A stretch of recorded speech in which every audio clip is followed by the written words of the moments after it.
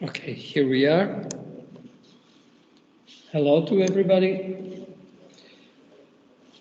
We were in this chapter. We have already seen that we have two similar problems, and for one we have a solution for the other one. Yep. Good to see you again. Please share your desktop. We don't see it. Sorry. Thank you very much.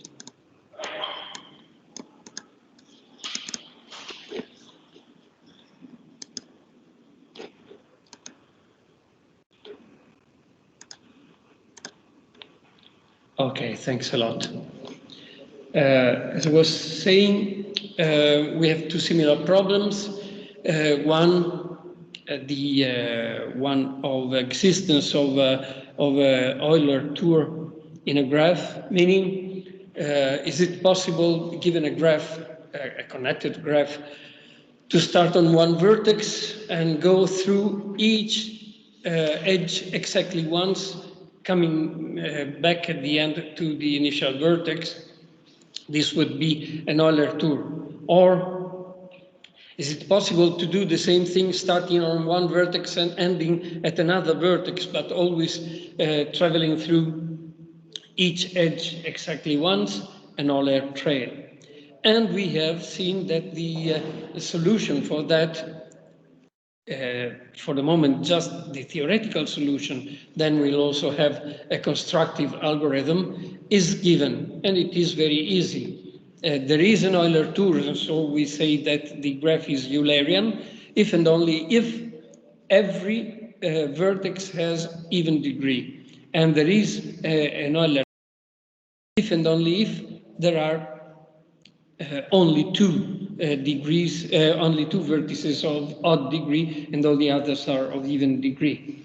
Okay, so more or less 1 century after that, we have another problem, which is, given a connected graph, is it possible to build a cycle, so to say a closed path, which goes through every vertex exactly once? Of course, apart from very particular graphs, you are missing edges, but the idea is same thing as we had for edges with Euler, now we have with Hamilton for vertices.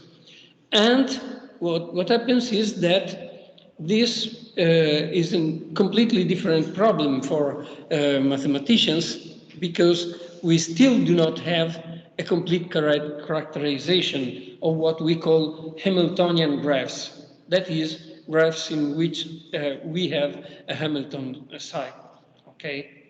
Or even having a Hamilton path, starting on one vertex, ending at another vertex, but going through all vertices exactly once, okay? As I said, we have some necessary, some sufficient conditions which can be used for discovering some, mostly some non-Hamiltonian graphs by using the counter positive, and also we'll see a necessary and sufficient condition, but which is not really a characterization because it just displaces the problem, so to say. We shall see that shortly. Okay, the first theorem we have seen on in that subject is this. If G is Hamiltonian, then for every non-empty proper subset S of V, we have that omega of G minus S is less than or equal to the cardinality of S. That is, take any, if G admits a Hamilton cycle, then however you choose a set of vertices, if you delete it, you get a number of components less than or equal to the number of vertices themselves. Okay? And okay, again, this is useful for the use of the counterpositive. If you find a particular subset S such that the number of components of the graph you obtain by deleting the vertices of S is more than the number of vertices in S, then you are sure that G is non-Hamiltonian. Okay? Think, for instance, come facciamo qua?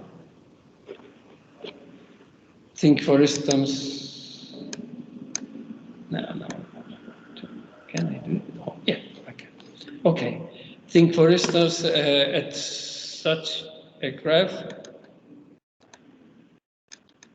I'm starting to learn how to use this. Okay. It's very evident that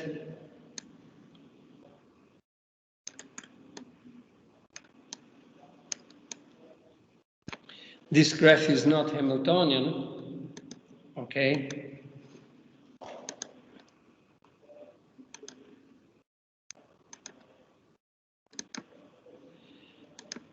Because if you are on one side of this, if you have a cut vertex like this, it surely cannot be Hamiltonian.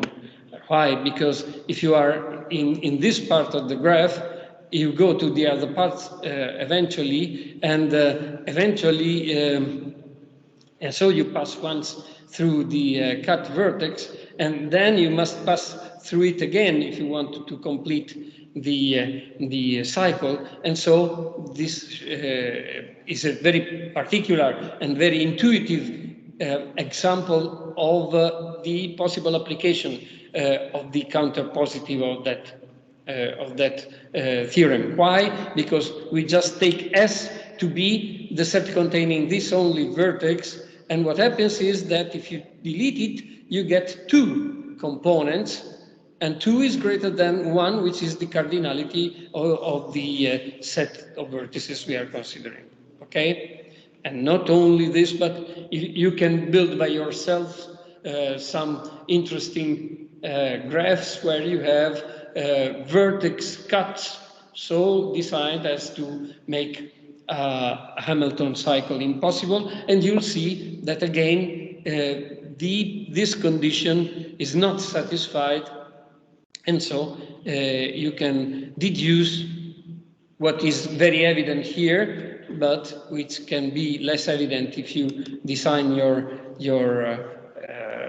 example in a more complicated way about this inequality. So there's only one vertex in that. In the example I give, which is very intuitive, my set S, which does not satisfy this inequality, is just given by the only vertex, which is the cut vertex I've put there, okay? Just to understand what's the meaning. But it could be, and I invite you to design and some more complicated graphs with a set of 2 or even 3 vertices whose deletion makes the number of components of what remains greater than the number of vertices you are considering, okay? And so, as I said, this is not so good for understanding whether a graph is Hamiltonian. Why? Because you might have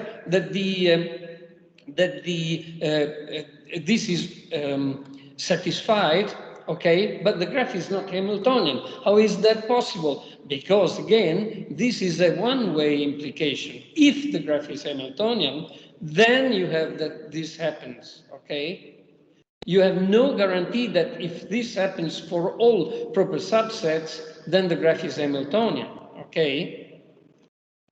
And you have here an example. You can, a rather complicated example. In this graph here, figure 4.3, if you delete the 3 vertices indicated in black, what you get is that you get 4 components, and so you are sure that the graph is non-Hamiltonian, okay? So you can apply the counter-positive, but this method does not always work, and because the Peterson graph, sorry.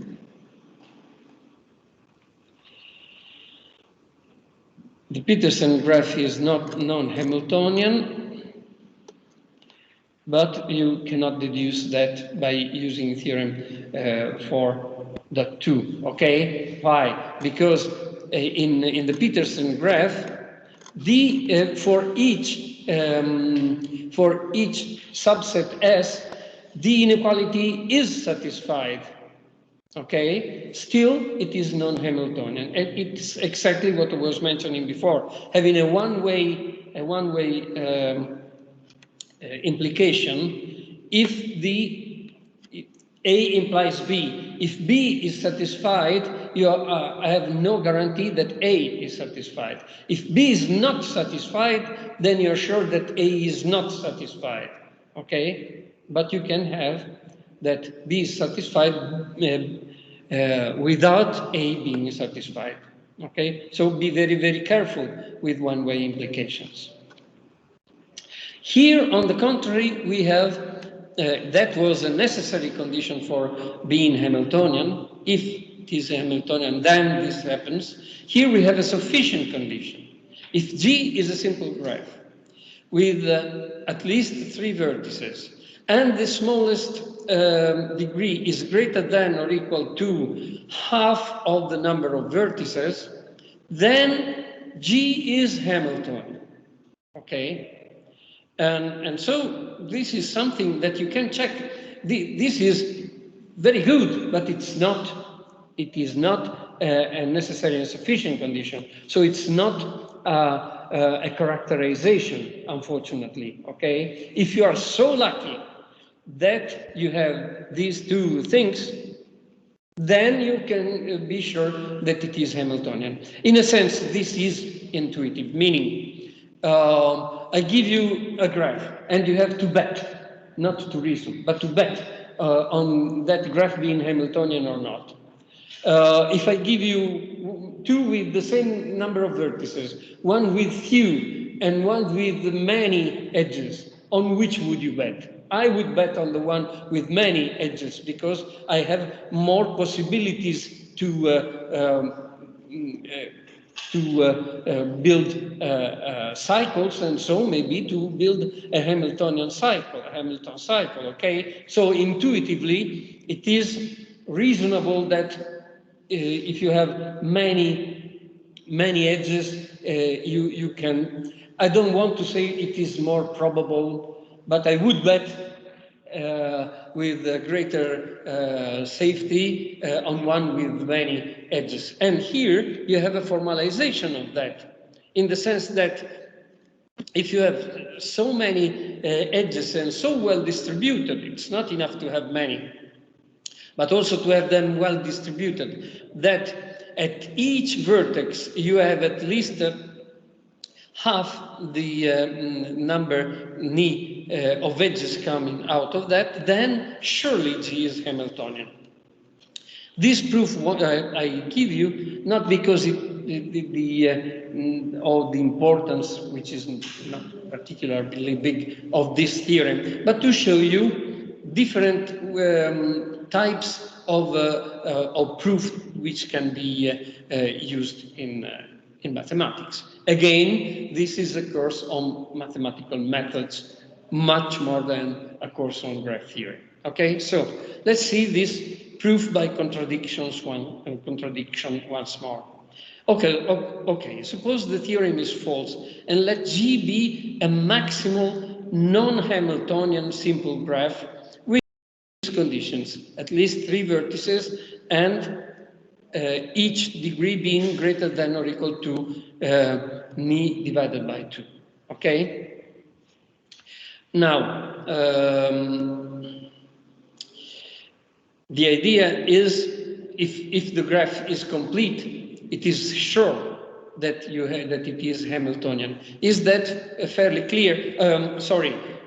Complete with at least 3 vertices. Complete with 2 vertices, it's just two vertices and one edge between them. So obviously it's not Hamiltonian. Okay, you cannot have a Hamilton cycle if the only thing you have is two vertices and one edge between them. Okay, already with three, building a triangle. Okay, so a complete graph with 3, 4, and with n greater than or equal to 3, surely a complete graph is Hamiltonian. Why? Because take any vertex, call it V1. Okay, take any other vertex, it's joined to V1. Take it and call it V2. They are joined, okay. Now take any other. There is an edge between V2 and that other. Call it V3, and so on and so forth. And you touch all the vertices. Okay, now you want to go back to V1. No problem, because that last vertex you have chosen is joined to V1. So take that edge joining it to V1 and you complete a Hamilton cycle. So surely, when I say it's intuitive that many edges suggest that it's more likely to be Hamiltonian, it is, if it is the complete graph, it is sure that it is Hamiltonian, okay? Now we are taking a maximal non-Hamiltonian simple graph. These three lines are tricky in the sense they say Ni is greater than or equal to 3, so G cannot be complete. Why? Because if it were complete, then it would be Hamiltonian. And we are assuming that it's not Hamiltonian. But pay attention to this maximal, okay? Maximal non-Hamiltonian. What does it mean? It means that if you add even just one edge, then it becomes Hamiltonian, okay? It could be just a particular, a complete graph to which you have taken away one edge, okay? If it were non-Hamiltonian, then it would be maximally non-Hamiltonian. Why? Because if you add that last edge, it becomes Hamiltonian, okay? Meaning, if you have a non-Hamiltonian graph, surely it is not complete, and surely if you add enough edges, you get a Hamiltonian graph, sooner or later. And in the worst possible situation, when you add the last edge to make it complete. Do you see what I mean? So, if you have drawn a non-Hamiltonian graph, you could use also the one I had here. You have here a non-Hamiltonian graph. Okay, add edges, okay, and if you add edges, maybe it's still non-Hamiltonian. I had a stupid one, okay? I had this edge, okay? All right.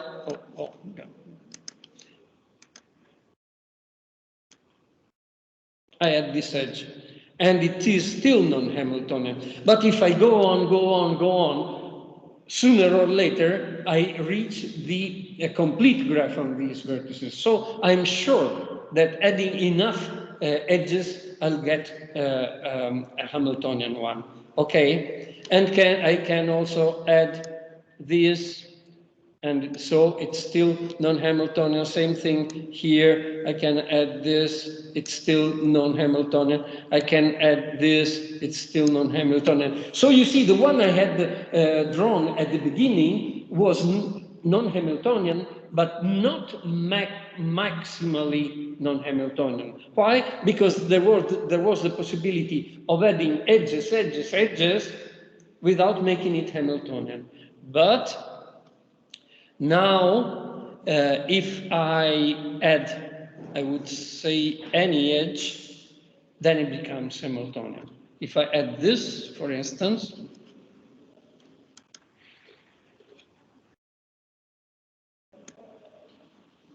it becomes Hamiltonian. Okay? And I think it's the same thing if I add this or any other. I would say that now it is, without the red one, it is maximal non-Hamiltonian, in the sense there adding just one edge and it becomes Hamiltonian. Okay, this is the meaning of maximal non-Hamiltonian. Now we take one such graph and assume that it has more than two vertices and that the least degree is greater than or equal to μ divided by 2.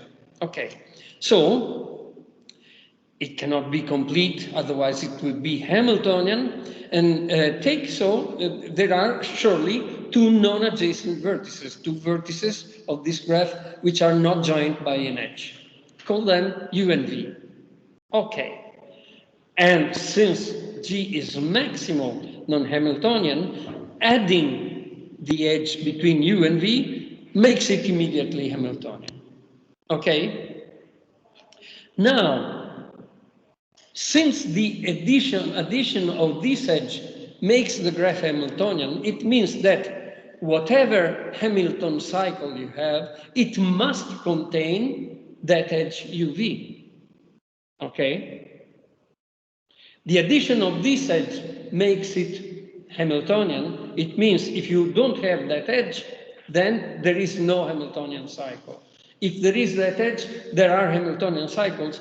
This means any possible Hamiltonian cycle must use that edge.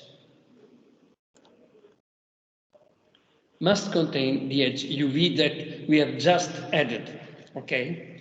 But then, this means that there is a Hamilton path in G, not G plus UV, but in G, with origin U and terminus V, which we call V1 U and V ni V, okay? Necessarily, because if you, and this comes from the maximality of GB non-Hamiltonian. It will be like that. It will be like that now, okay, because with the black, without the red one, is maximally non-Hamiltonian. So any Hamilton cycle you can build in this graph with the red one must contain the red one. And this means what? That actually you have, from this to this vertex, you have a Hamilton path going through all vertices just once, starting on one and ending on the other end of this added edge. Okay, but don't rely on the example. This is a general reason, general argument. Okay, so now consider that you have that particular Hamilton path, which starts in V1 equal to U and ends in V ni equal to V. Now you build two strange sets, okay, which use the numbering, the indexing we have just given to the vertices along this Hamilton path. In S, we put those vertices Vi such that there is an edge between U and not Vi, but the vertex following Vi. Okay, we do not put Vi in S if Vi is joined to U, but if the vertex following Vi is joined to U. In T, we put the vertices Vi such that Vi itself is joined to V, to the last one, okay? Now what happens is that does V ni, that is V, belong to T? No. Why? Because we have a simple graph, we have no loops, and so it cannot be in T. There is no edge between V ni and itself. V ni equals is another name for V, okay? So V ni does not belong to T, okay? Moreover, there is no following there is no V ni plus 1, okay? So Vini cannot belong to S. So it is sure that S union T is not the whole set V of vertices. Okay?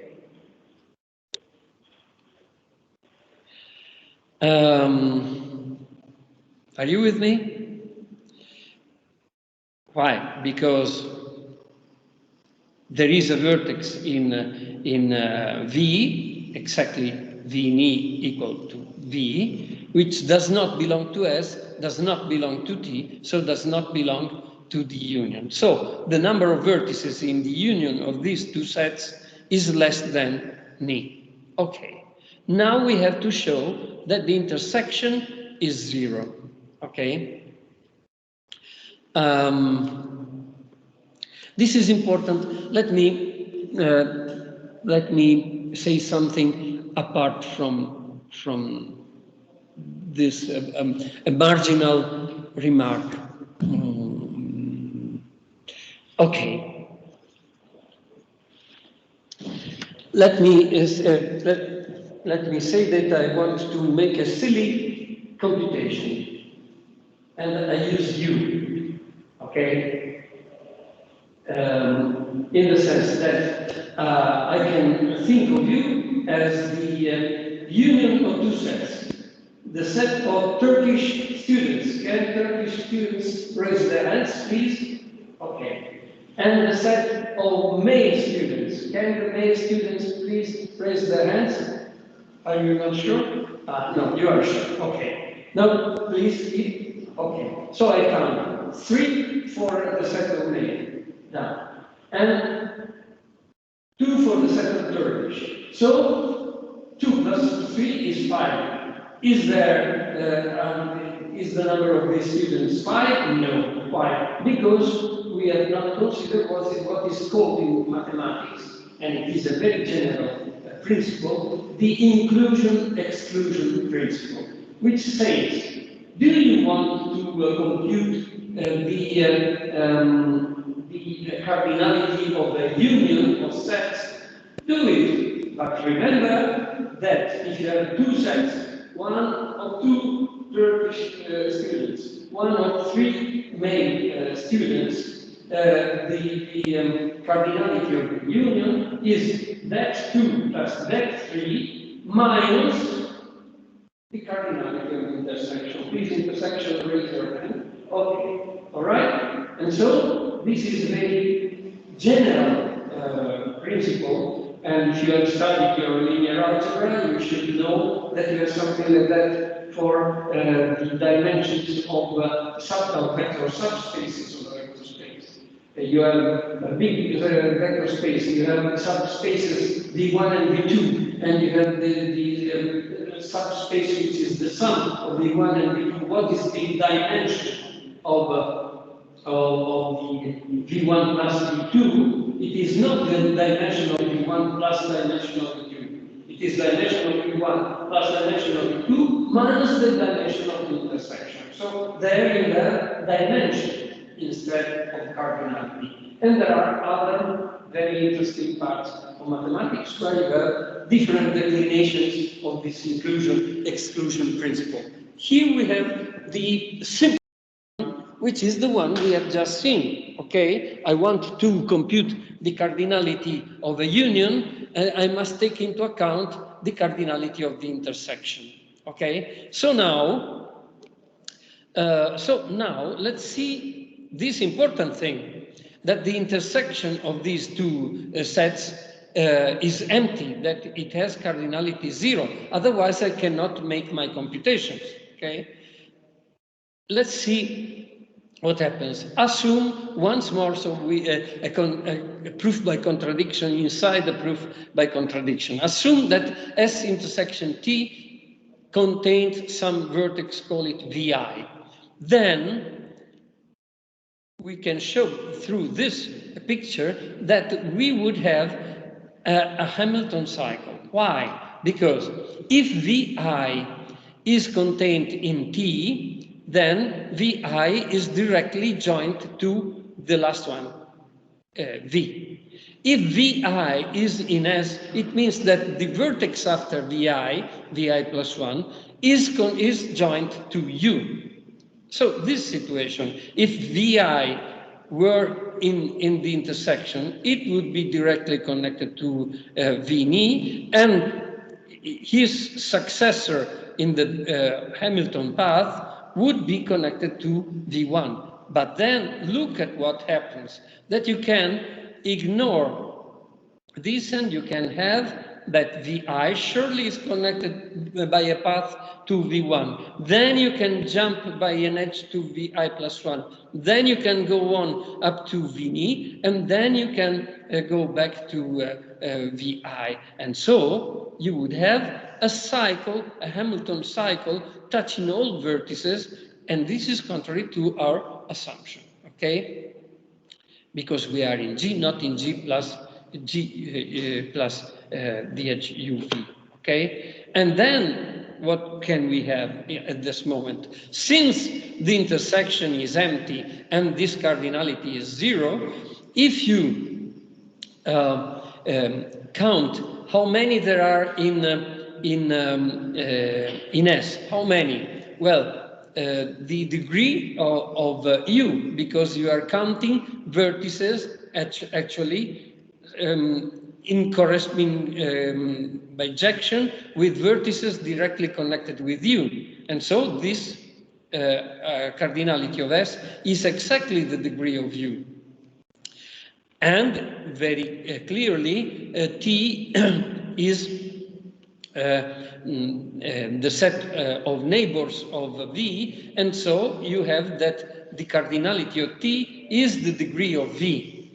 And so cardinality of T plus cardinality of S is the cardinality of S union T plus the cardinality of S intersection T. This one is 0, this one is less than E, and so you have that this sum is less than E. Is it possible? No. Why? Because we had by assumption that the degree of U is greater than or equal to Ni divided by 2. Same thing for degree of V, and so you would have something greater than or equal to Ni divided by 2 plus something greater than or equal to Ni divided by 2. So their sum would be greater than or equal to Ni. And we are showing that it would be strictly less than Ni. Okay? And so we have shown that actually this is a sufficient condition for G to be Hamiltonian.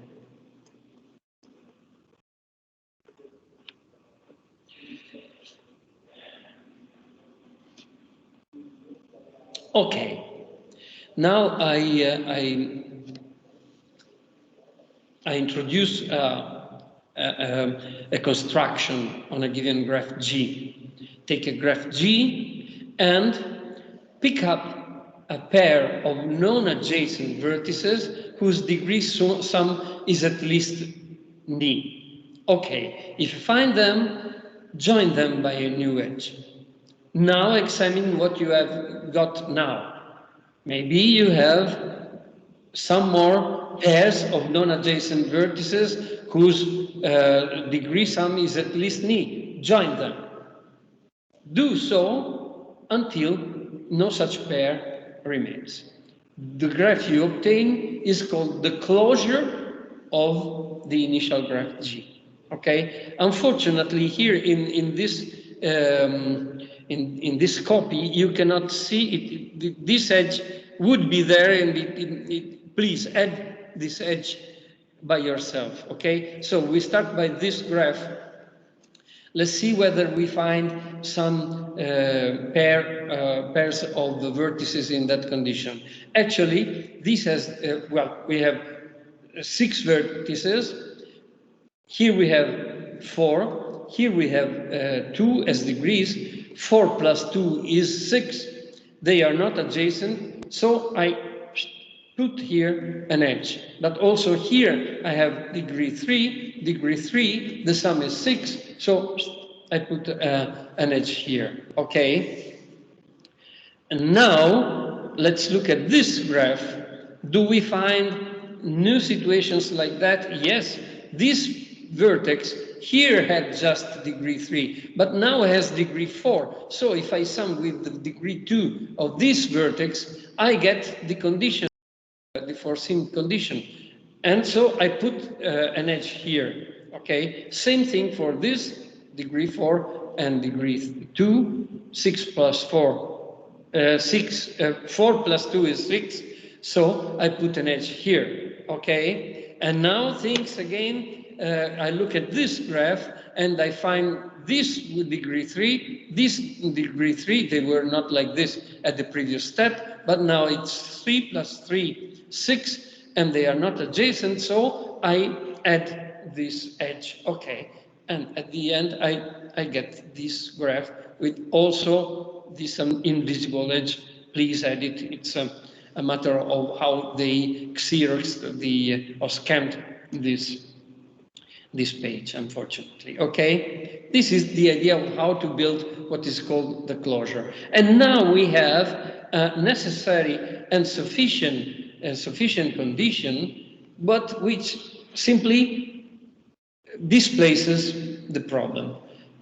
Theorem, a simple graph is Hamiltonian, turns out to be Hamiltonian, if and only if its closure is Hamiltonian, okay? So, you start with the graph, and now you do that operation, and then look at the closure, the final graph, which has quite a lot more of edges, then you can examine this last graph.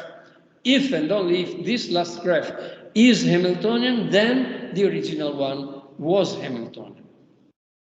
Please do not confuse these theorems, these two-way implications, these if and only if theorems, with definitions. The definition is always the same at the beginning of yesterday. A graph is Hamiltonian, is defined to be Hamiltonian if there is a Hamilton cycle in it. And here we have that we have a possible way of understanding whether the graph we have is Hamiltonian. For instance, we can use this corollary, which now is unfortunately only a one-way. Take a simple graph with at least 3 vertices. If the closure is the complete graph on these vertices, which we know to be Hamiltonian, then G is Hamiltonian itself. Okay? You see what I mean? Okay.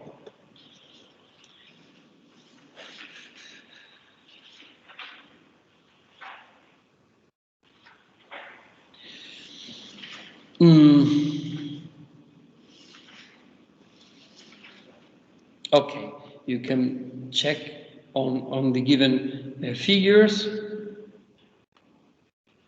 The figure of 4-7, okay?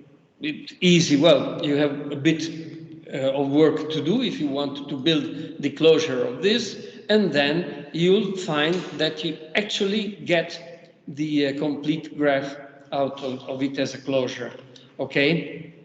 And so you know that this graph is Hamiltonian. Why? Because its closure is complete, and so being complete, it is Hamiltonian itself, okay?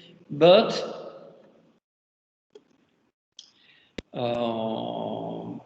the graph 4.7 can be obtained by from the graph 4.3 by altering just one end of one edge, okay?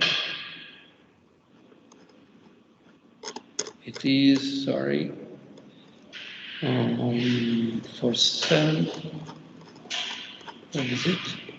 No, it's that.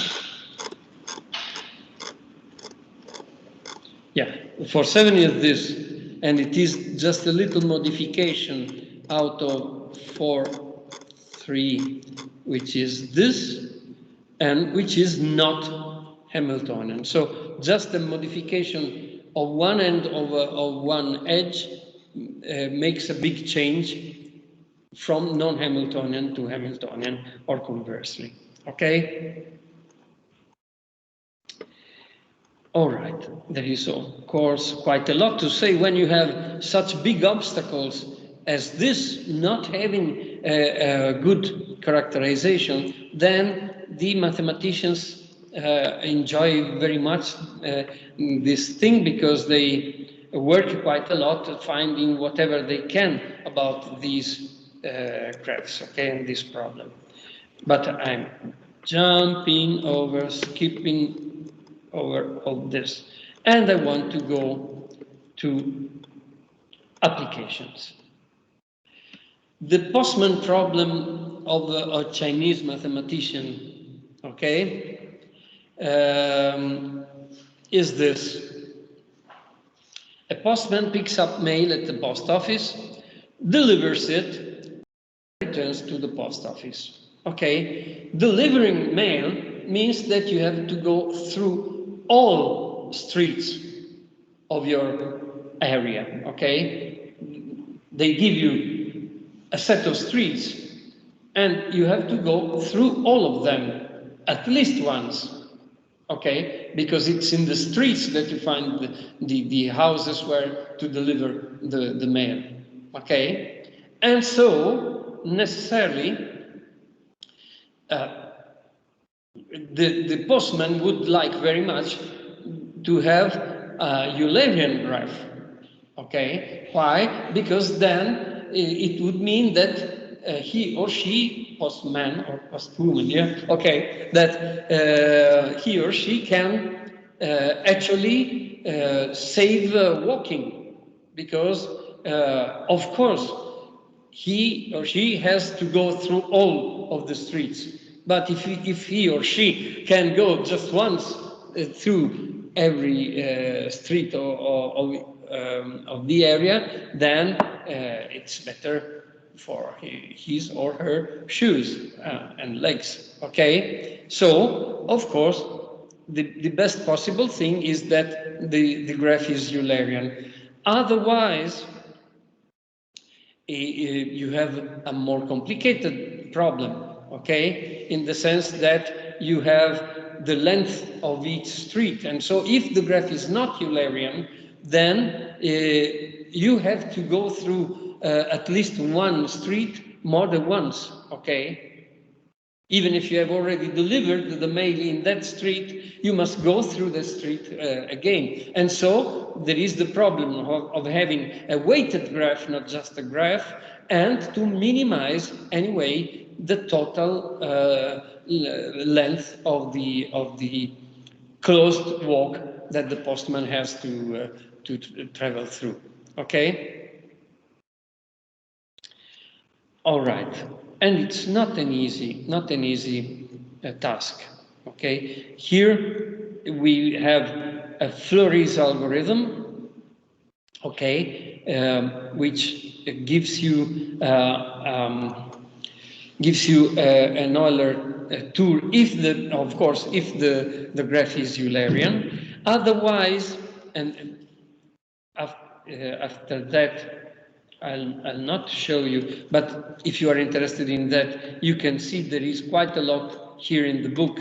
There is a technique, there are techniques to find an optimal closed walk for the postman, even if the graph is not Eulerian.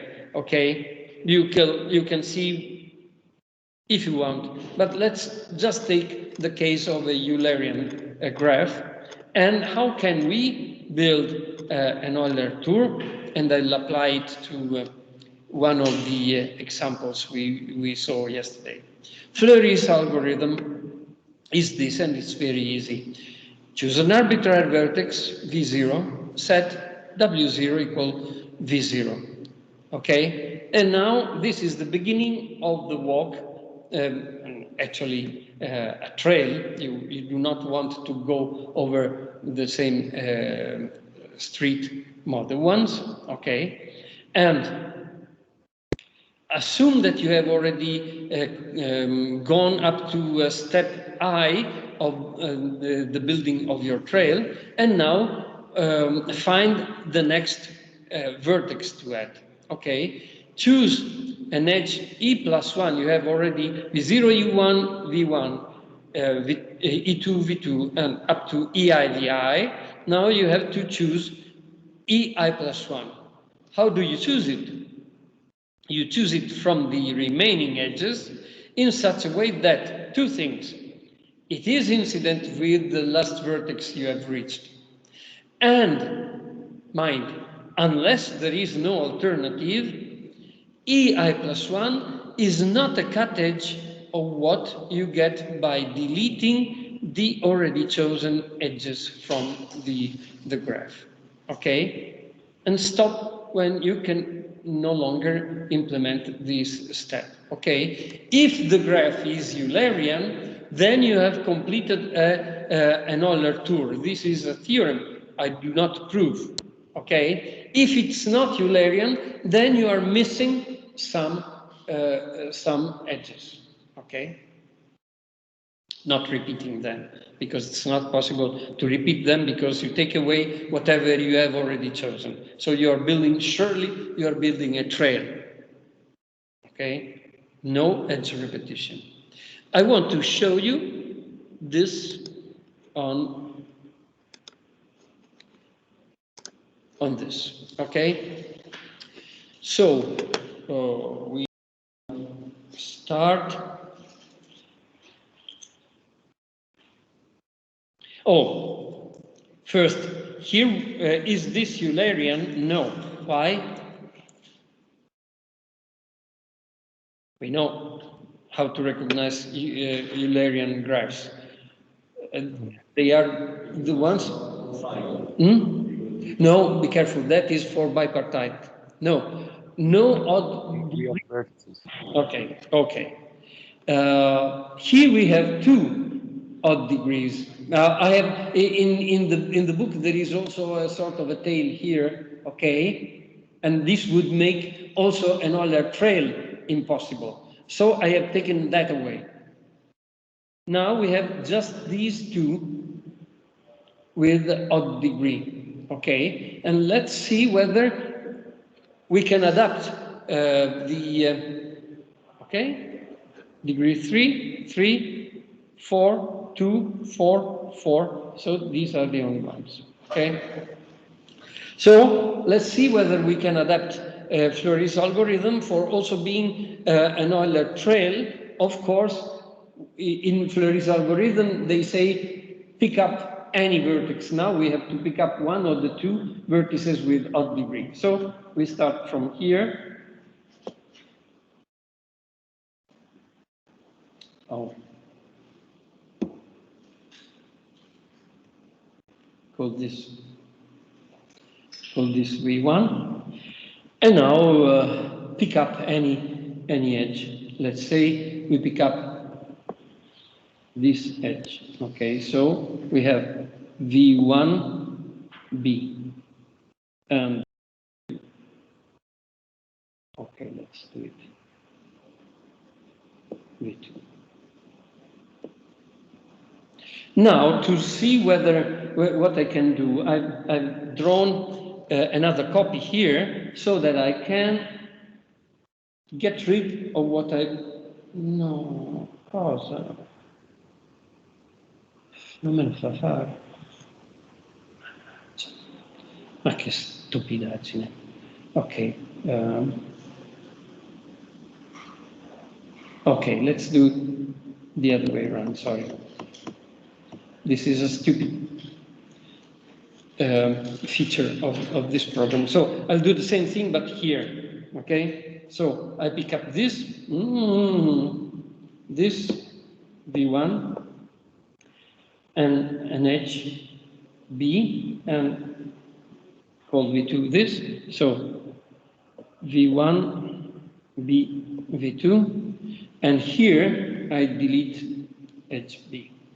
Okay, so that I now can see and spot possible cut edges, okay? Now I can use any, there is no cut edge in this graph above, okay? So I can pick up any of these edges. I pick up this and call this V3. So G, V3. Now I get rid of this.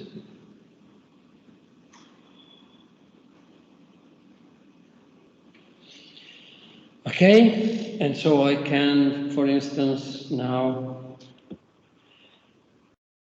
choose edge J, for instance, still no cut edges, so I can go like this, J, and I land in this, which I call V4.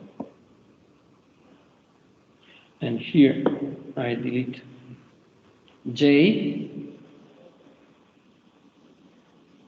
And now be careful, because now I do have a cut edge, okay? So I'm here in V4. I may not use edge D. Why? Because it's a cut edge and because I have alternatives, okay? I can, for instance, use either F or E, all right? But not D, because D is a cut edge and I have alternatives. So now I use E and call this V5. And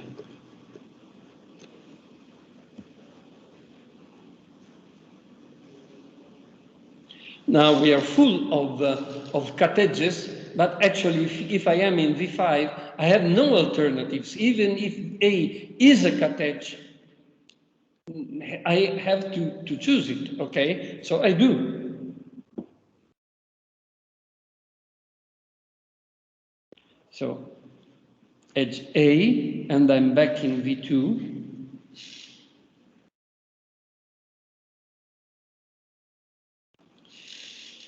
And then again, what can I do? Yes, there is only F now, and it is a cut edge, but I have no alternative, and so I use it.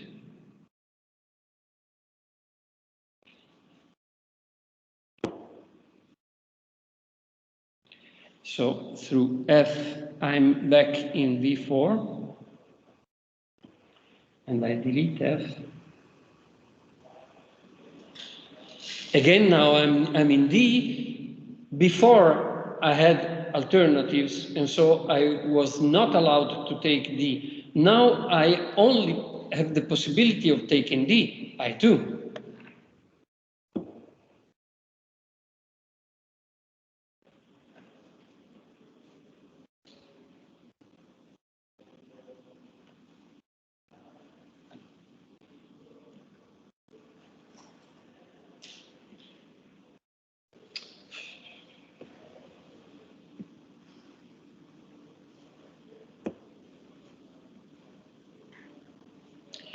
Okay.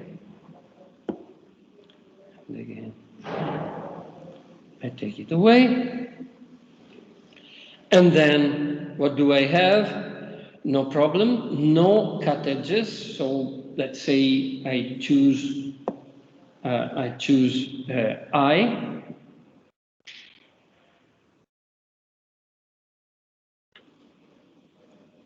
And I'm back in V1.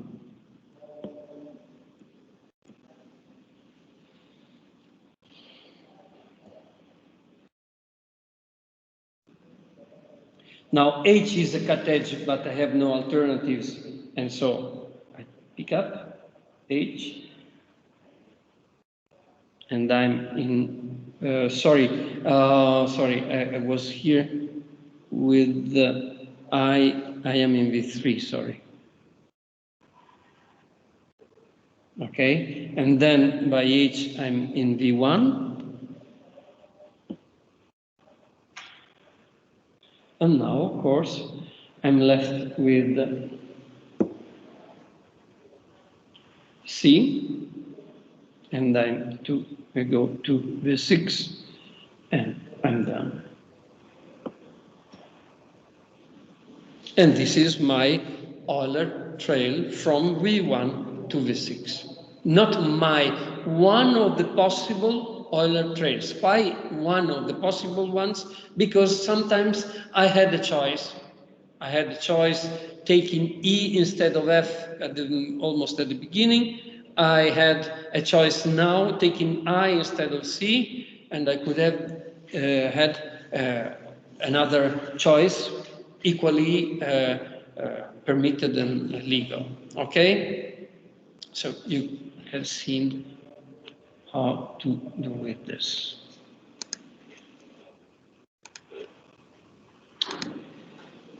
Oh, yes.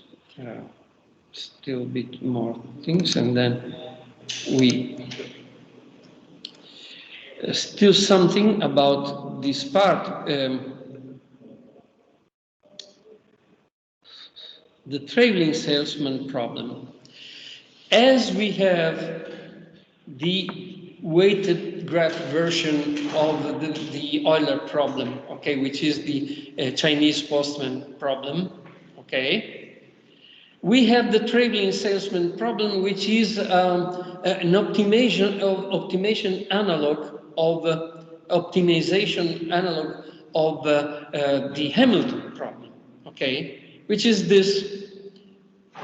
We have a traveling salesman, and he or she has to visit a certain set of towns, okay? And let's say he, okay? Let's take a man, sorry, for the women who are, okay, not considered in this part. He has no interest in the streets, the routes, the roads he goes through. The only interest is the towns. Okay, roads are for him just a way of reaching one town from another. It's not like for the postman. For the postman, the important things were the streets where he had to deliver mail. Here, the work of the salesman is in the towns, okay? So, the important thing is go through the towns, all the towns, and if possible, just once. And not only just once, but if possible, by traveling the least possible total trip, okay? Are you with me? You can do even if you have take a complete graph, okay? So surely you can reach all the vertices. You can do that in a very big number of ways, and if you have a length, what here is called a weight, on each edge, surely you have some total trips which are shorter and some which are longer. And the idea is optimize that. Okay, as well as the postman has to optimize his tour. If the graph is not Eulerian, then he has to decide which roads, which streets to repeat in order to make his tour as short as possible. Here we have surely that salesman has to go through all the towns and has to choose the shortest path, okay? This is a technically difficult problem. What do I mean?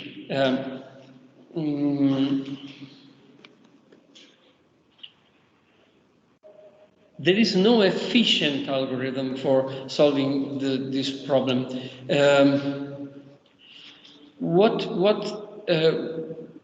What do we mean by efficient?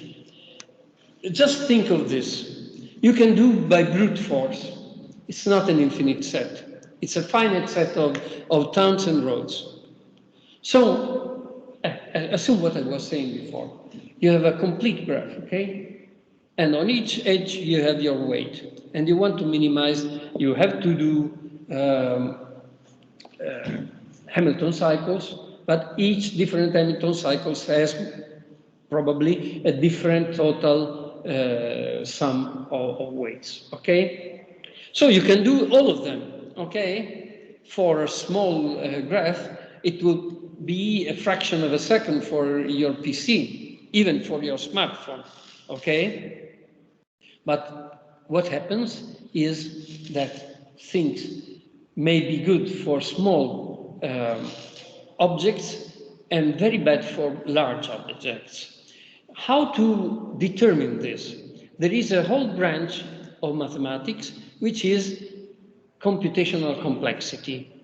Has anybody here or there outside here heard of computational complexity? I try to tell you the very minimal things about it. Take a given problem, okay? And you may have several different algorithms for solving that problem, okay? How can you measure the complexity, it's the name, of that algorithm? Of course, well, there are two possible things you would like to optimize. One, the most common, is the time. You would like to use as small a time as possible. Another one could be occupation of memory, okay? You might have a limited RAM and you do not want to use memory, and so you are interested in not occupying too much memory, okay? But let's think just of the first one. You want to optimize the time of your computation. How to think in terms of times? Of course, it depends very much on the speed of your CPU, but apart from that, the mere algorithm you are using, independently of on the machine, if you are rich or not, okay? If you have a machine which is very fast, or you can use a mainframe, or you have a small and old PC, okay? You want to compute not the time actually, but the number of steps that the algorithm uses. When? In the worst possible case. Okay? And so you have that the number of operations is a function of the size of your problem. Take something that each of you has done when learning the first steps in programming. You have a set of numbers, and your task is that, not your task, the task of your program is to put them in increasing order. Okay? Very classical problem. Okay. Then you have different algorithms.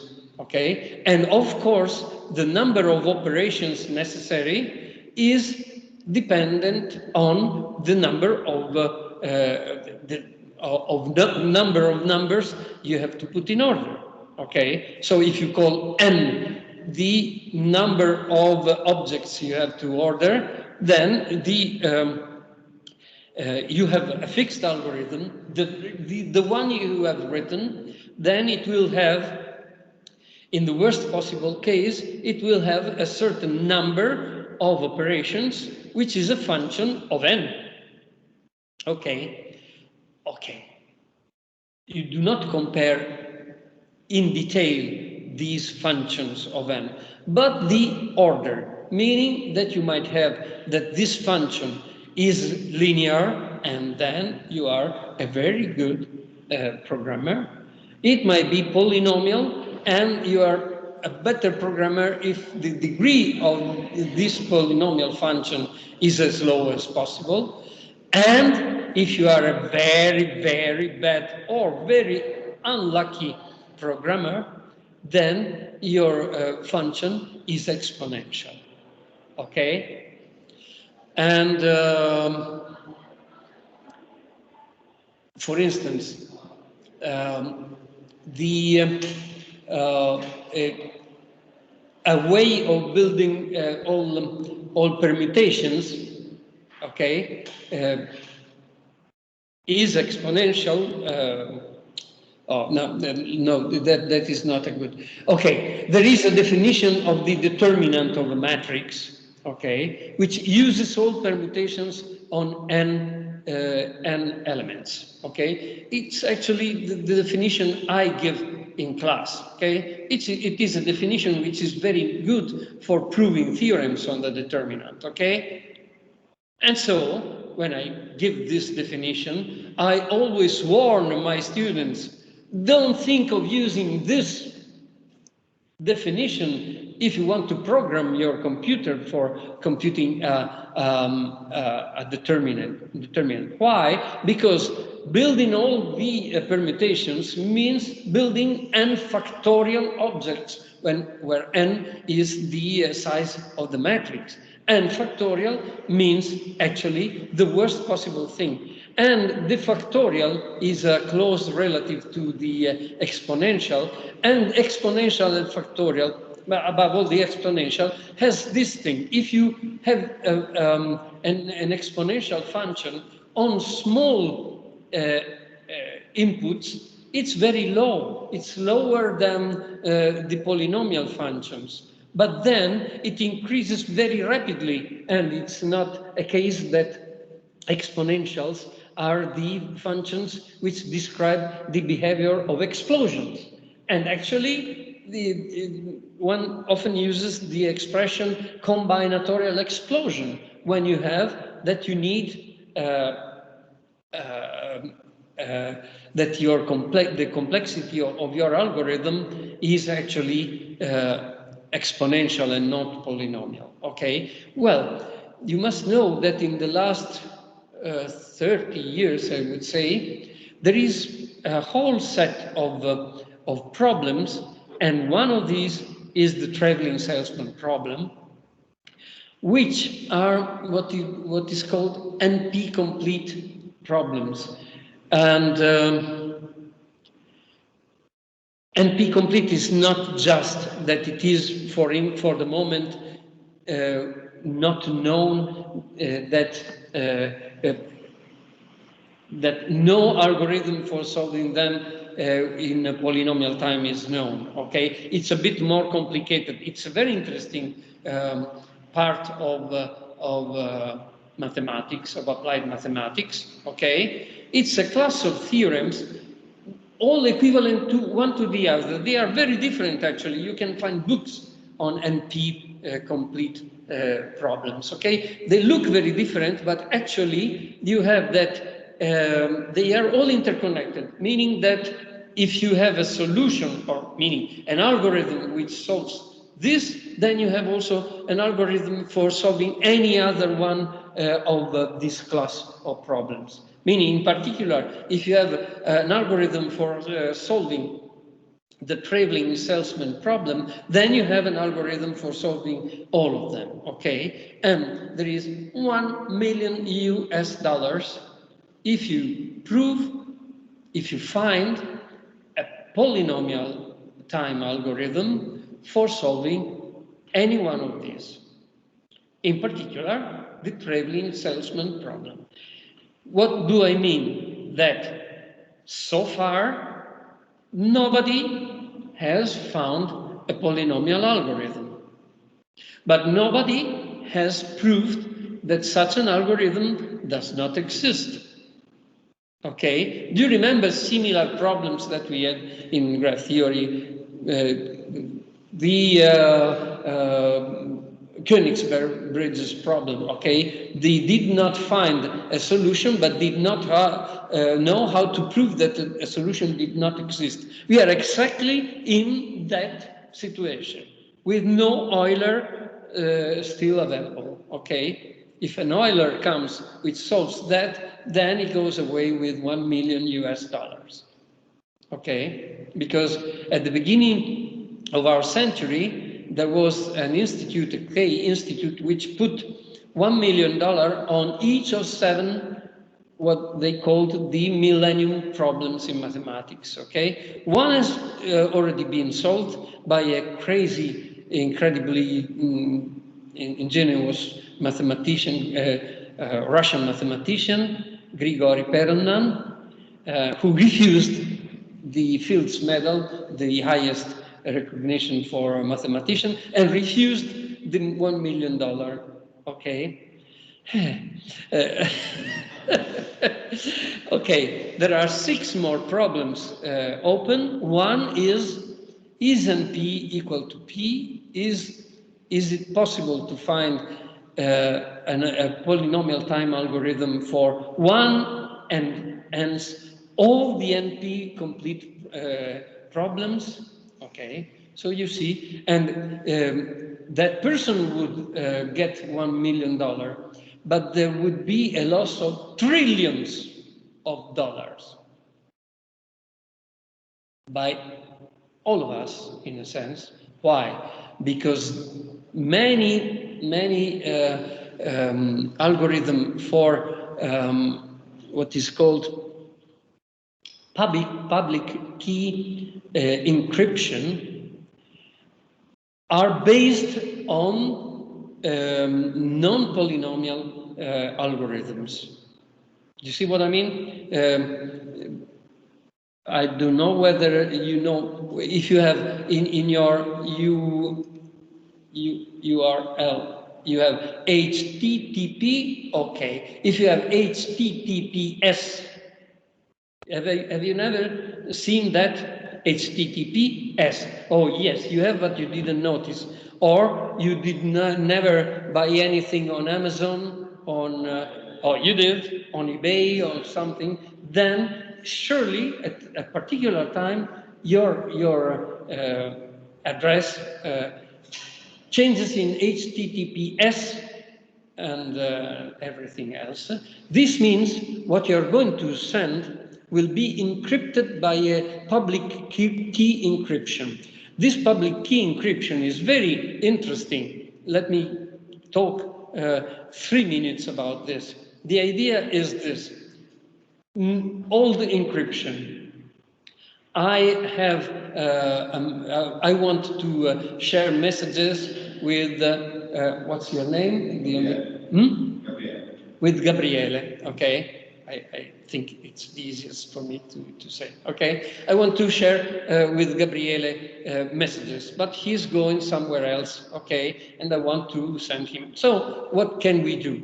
We share a private key, okay? The easiest one, I don't know, A equals 6, B equals 2, 3 equals 35, or something like that. So now we exchange messages with numbers, but we have the private key, which is the same for me and him, and we can decrypt the messages, okay? But this means that at a certain moment, like this, we must meet personally, physically, so that I can give him with total safety the key, or he to me. What if you are exchanging important data with Amazon, okay? You are sending very important and delicate data, your credit card number is enough for something which should not be taken by an enemy, okay? And you want to send because they wanted to charge you, and so you have to send your or your bank account number, okay? So something which must be between you and Amazon. Okay, how can Amazon come to you personally and give you a key? No. So they must give a key which is open to everybody so that you can encrypt. It's not you, it is your browser which does it. If it is HTTPS, then the browser knows that it has a public key for encrypting. Okay, and encrypts and sends the data encrypted. What? But then the enemy also has the encryption key. Yes, it has. He has. Well, but then he can decrypt. No. Why? Because encryption is easy. Decryption needs a heavy algorithm. Okay? An algorithm which for the moment is only of exponential complexity. And so it would get to the goal of decrypting, but maybe in 200 years. In 200 years, you are no more interested in your data being decrypted, okay? And so this difference is very important. And everything is played on this fact that the algorithms for decrypting are actually of exponential time. So, and they are tied with NP complete problems. So, if a polynomial algorithm for these problems is discovered, immediately your data are no more safe. Do you see what I mean? How can that happen? I give you a very simple idea, which is actually very close to the heart of public key encryption. Okay? I give you, I compute, I find two very big prime numbers, okay? And I multiply them, okay? Do I know the prime decomposition of the number? Of course, I have done the multiplication, so I know what the two prime numbers composing that number are. I do not give you the two prime numbers. I give you only the product. The product is the encryption key. Everybody can have it. But for decrypting your message, I need the two prime factors. And finding the prime factors of a very, very large number now, so far, takes centuries. Okay? And you can see then how it is possible that you have this asymmetry between encoding and decoding. So this is very interesting because this traveling salesman problem, which is so close to our Hamilton problem, is actually one problem which is in the very heart of big computer science problems of very present situations. Okay, so now 33, let's say 34, 44, 1744, I start again, now 10 minutes break.